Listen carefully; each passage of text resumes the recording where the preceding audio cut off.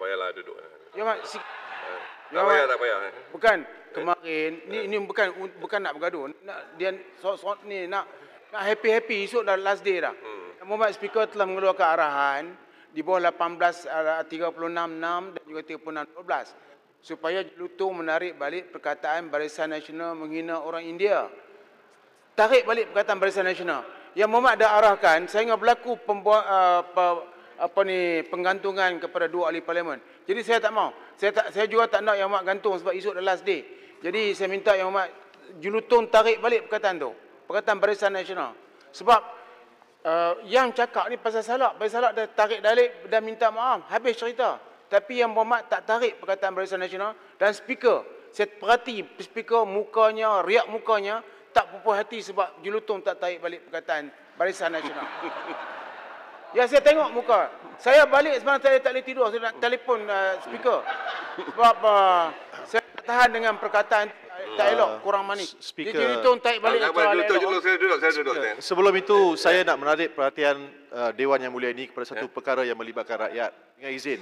Berkenaan dengan kejadian bah dan banjir di Kelantan dan Terengganu. Terdapat laporan bahawa 12,468 keluarga individu yang telah dipindahkan. Kawasan-kawasan terlibat saya difahamkan adalah di Kuala Kerai, Pasir Putih, Kota Baru, Tanah Merah, Bacok dan Jeli. Saya sebenarnya ingin bangkit untuk menyatakan keprihatinan saya dan rakan-rakan di sebelah sini. Pada masa yang sama, saya pernah melakukan misi kemanusiaan di Kuala Kerai. Banjir di Jelutong macam mana? Banjir Jelutong? Di Jelutong kali ini saya berterima kasih tidak ada sebarang banjir. Cuma saya ingin merakamkan di sini bahawa sekiranya diperlukan apa-apa bantuan, saya dan rakan-rakan backbencher bersedia untuk menghulurkan bantuan dan berterima kasih kepada semua kaki tangan yang sedang bertungkus lumus memberikan bantuan di sana. Terima kasih Speaker. Ya Muhammad, saya menyokong Jelutong dan sebagai menteri yang menjaga bencana pada masa yang lepas, saya besok akan sampai ke tempat tersebut dengan misi dengan pasukan saya yang hebat, sukarelawan. Okey. Dan saya akan bantu dengan hebatnya, tidak masalah. Tapi saya minta yang ni Jelutong tolong tarik perkataan Barisan Nasional. Tak perlulah, perkara ini sudah pun diputuskan dengan muktamad semalam, tak perlu diungkit-ungkit lagi. Saya fikir pendapat yang diberikan oleh Kuala Krau, yang berhormat Kuala Krau semalam adalah amat waras. Saya bersetuju dengan pendapat Kuala Krau.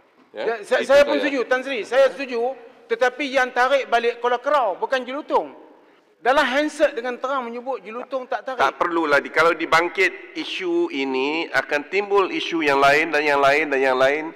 The matter is settled. Okeylah, saya betul ansur dan saya mengatakan bahawa DAP adalah penyokong komunis. Terima kasih.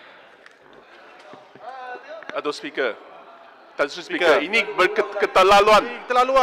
Kita tidak mengungkitkan perkara ini, tetapi yang Muhammad Arau yang cuba mengapi-apikan mohon dia minta maaf dan tarik balik. Kalau tidak, siapa yang menjalinkan berhubungan dengan komunis? UMNO. Mereka menghantar orang untuk pergi General Assembly Parti Komunis. Saya terang Yang Muhammad, pasal Salak sebut dan Yang Muhammad Arau tak perlulah tak perlu pada hari yang kedua terakhir untuk menimbulkan perkara-perkara begini. Saya sudah betul ansur, saya sudah bersabar. Kalau sekali lagi menuduh parti DAP, parti komunis tanpa asas, ini merupakan perkara yang serius dan saya akan gunakan kuasa speaker. Sila duduk.